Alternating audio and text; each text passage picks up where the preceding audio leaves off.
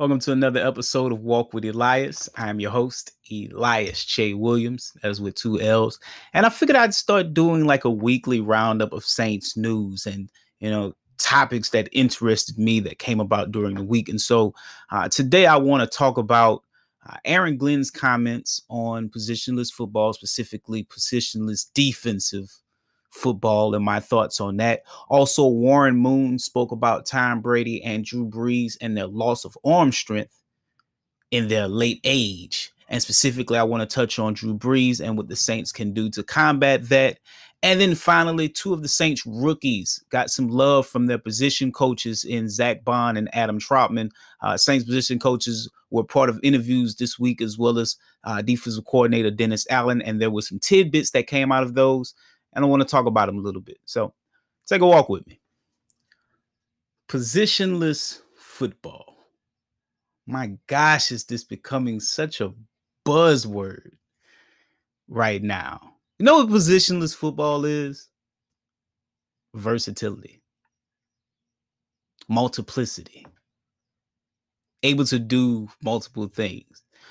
But man, does positionless sound so much better. I think this is I'm seeing a buzzword, a wave, and I see teams are starting to jump on this, and I see teams saying that this is the new future, and I have a hard time believing it's more of a future than it technically already is and has been for a lot of teams who have been partaking in this train of thought for quite some time now. When I look at college football and, you see a lot of this is to combat spread offenses. And I do believe that you'll see more spread get implemented into the NFL, especially as the elite quarterbacks, of yesteryear kind of fall off, where you're having to adapt to these younger quarterbacks now that are coming for more of these spread offenses. But NFL coaches can't help but be themselves. And there's one thing about passing games that differ from college in the pros is that they're just simply more complicated. Now, when you look in college, it's a little bit easier to ask your defenders to do these things. Number one, because it's easier to come across good players in college as far as recruiting. It takes players that are able to do this.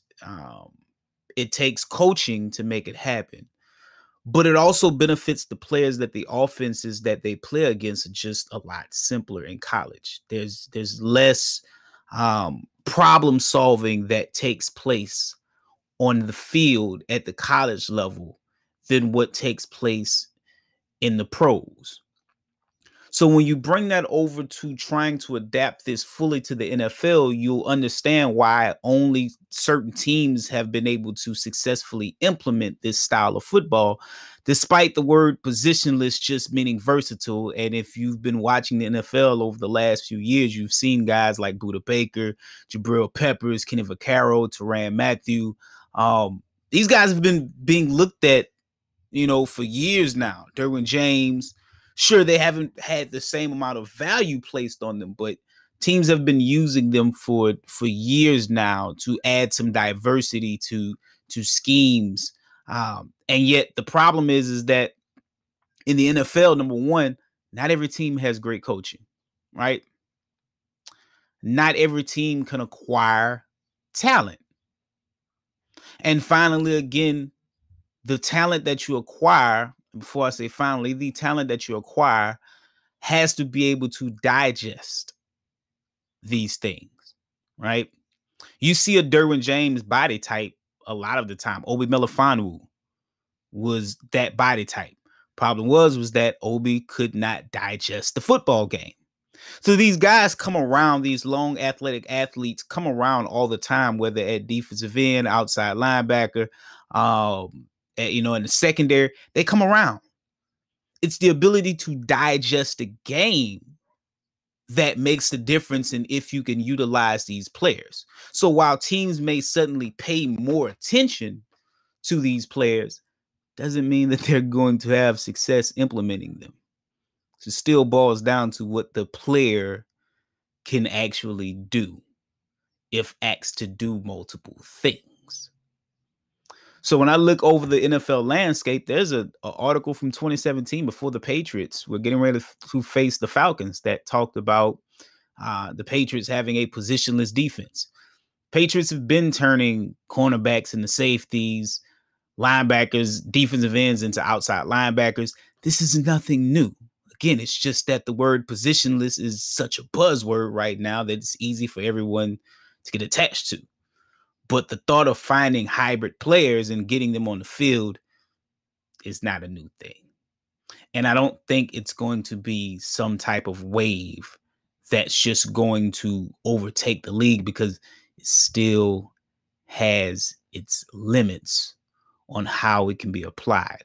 I think teams that are going to try to implement this are going to come across and find that it's very hard to do so. Patriots are a team that have always looked for versatility. The Saints have been drafting guys like Kenny Vaccaro for years now, and finding ways to fit those guys. Malcolm Jenkins was another one of those guys. I mean, they've been looking at this for years. So ahead of the curve, if you want to call it, would be teams like the Saints, teams like the Patriots. Baltimore has done a good job. But I don't see everyone being able to implement this quite well. And therefore, I don't see this being a sudden wave of the future, at least not right now. Moving on, Warren Moon talked about Drew Brees and Tom Brady's arm strength, and in specific, how it has waned. And more importantly, it's waned late in the season. And when I think about the Saints over the last few years, they've wanted to come out hot, and they've done that by passing a significant amount early in the season. And this makes sense, because most of the times defenses are not as caught up to the offenses early in the season. But as Warren Moon specified, it leads to your quarterback having kind of a limp arm late in the season. The Saints will have to figure out a way to combat this. And I think there are 3 things that they can do that they're probably going to implement anyway. Number one, I think relying more on the ground game early in the season. You've added a lot more athleticism on the interior of your offensive line over the last 2 years. I think Latavius Murray was sorely underutilized last year. I've heard the Saints talking about using more 12 personnel, 1 back, 2 tight ends, so that they can get some more success out of their running game. And I think that's something that they're going to have to lean on early in the season, so that Drew isn't throwing 35, 40 passes. So you implement a little bit more of the run game. Also, I think getting back to somewhat of the screen game, because the Saints can no longer be an explosive team downfield as much vertically, but horizontally, they can figure out a way to be more explosive than they've been over the last few years. And I think, again, that comes back from getting a little bit more athleticism on your interior, so that it springs your screen game. And then you get those explosive plays horizontally that maybe Drew doesn't have to use a lot of arm. It's just simple pitch and catch. I think the other way to counter that is you have to have more Taysom this year. If Taysom is going to be your heir apparent, as he's being called, he's going to have to do more than gadget plays in the offense. And so having Taysom be worked in as quarterback more often is a built-in rest for Drew Brees. Couple of snaps, a game more for him are going to be snaps that can be used to take some of the weight off of Drew's arm. Maybe imagine, 80 snaps in the season, and how that could easily equate to 1 extra game, or 40 more passes, or 80 passes, that are thrown by Taysom that equips to what, 2 more games of arm strength for Drew, 40 to 80 passes that you have more that maybe, would have looked a little flimsy late in the season. So you want to see more Taysom during the season. And then finally, the off season, I think you need to give Drew as much of a rest as you can. That involves Taysom as well as Jameis Winston taking more snaps in the preseason. This gives Drew's arm time to just continue to heal up. The thumb injury, I won't say heal up, but the thumb injury, you sure that was something that held up the deep ball last year. That's going to be, something that's improved, I think, naturally. And yet, these are 3 things that I think the Saints can do to help mitigate losing Drew's arm late in the season. Finally, I want to touch bases on our 2 rookies. Adam Trautman and Zack Baun got some love from their position coaches this week, and I'm a little bullish on one, excited for the other, and this is why.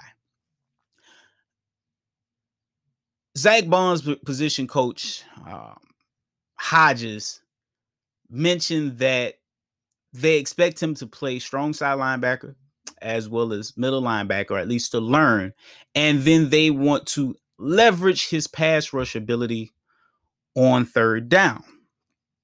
And I think that's fine and dandy. And I do think that Zack Baun has potential as an off-ball linebacker. As a pass rusher, I'm interested to see, because the easiest comparison I can make for Baun, especially in this Dennis Allen system, is to go back and look at Von Miller's rookie year in Denver. However, the difference between the two is Von Miller was a much more explosive athlete, especially in the lower body. 30, 35 plus inches vertical, over 120-inch broad jump, almost, I think, 11-foot broad jump he had. Baun is not nearly as explosive. Below 32 inches, I believe, on his vertical, and maybe only 111 inches on his broad jump. There's very little explosiveness there. Now, to counter that, he does have quick feet. But if you've read PFF or if you've listened to PFF, Baun had 0 bull rush pressures. And a lot of what made Baun good is he was above average athleticism in college, combined with really good technique. When he gets to the pros, he's going to face more athletic tackles that are also veteran savvy, that those techniques are going to kind of be mitigated. Their technique versus his technique is going to kind of mitigate that. So, in my opinion, the Saints will have to move Zack Baun around a lot. I think asking him to be just a Sam linebacker and to sit, on the line of scrimmage and be, an on-ball linebacker, it's just not going to work from him. You cannot expect him to consistently beat tackles as a pass rusher. He's going to have to get moved around. Maybe you can use him to sugar the A-gap as an interior blitzer. You move him outside as a pass rusher. You loop him a little bit on stunts. I don't think you're going to get immediate, or not immediate, but consistent impact from him down to down every 3rd down from the same spot as a pass rusher. He simply doesn't have the elite level athleticism to win in that way. And so I think he's someone that's going to have to get moved around. And I think it's a position for him, because expecting a lot from a pass rusher in general is a lot, right? The high end, you get 10 sacks from a guy. Baun being undersized and being asked to be a pressure player means that the expectations may be a little bit higher than what he can deliver on. And so I'm a little bit down on his stock as how it pertains to him assimilating quickly into the defense. I think it's a good thing that the Saints don't necessarily need him, but being the designated pass rusher, he's going to have sort of Kikaha level weight on his shoulders year one. We're going to be expecting 5, maybe 6 sacks, and it may be hard for him to get those 5 or 6 sacks unless he's used to his optimum ability in the defense, and that's going to depend on how much he can digest. Moving on to Adam Trautman, I'm a little bit higher on Not as much, but because of red zone prowess, I think he'll have the ability to just simply help the Saints score points. And we'll have a chance for more impact plays. Now, tight end is a position that is usually known as a year two production wise position. Even when you think back to Jimmy Graham, it wasn't until his second year that he really came into his own. His first year under Jeremy Shockey, he was more of a red zone threat. And I see Adam Trautman taking the same path to success. Now, I do believe he can have a better impact because he's got a special athletic trait that I don't see in Baun. And that's his agility for his size. Again, they talked about the 3-cone, which I think was a 3-7 or 6-7-7 3-cone, which is, for a 250-pound guy, that's ridiculous, right? That's, he's got an ability to separate, got an ability to drop his hips. He's very sudden for a 255-pound guy. And I think that is a very special trait. And that should allow him to translate some of his abilities that you saw from Dayton. And so I feel a little bit comfortable with him and the expectations for him within the Saints offense than I do for Zack Baun right now. I loved hearing about both of them, but I'm going to have to buy on Adam Trautman and I'm going to have to sell on Zack Baun, at least until I can see Baun get some pads on and actually see how he does from a pass rush standpoint. But I'm not quite ready to set expectations as high for him as I may have for Trautman, who I think can have about 4 to 5 touchdowns and roughly 300 to 400 yards in his first year as a rookie. So that is your weekend review on all things Saints, all things that I thought were extremely good topics. I will be back on next Friday. If you enjoyed the show, please like, please subscribe, please share, and I will see you again next week. I love you today. I'll be here tomorrow. Peace.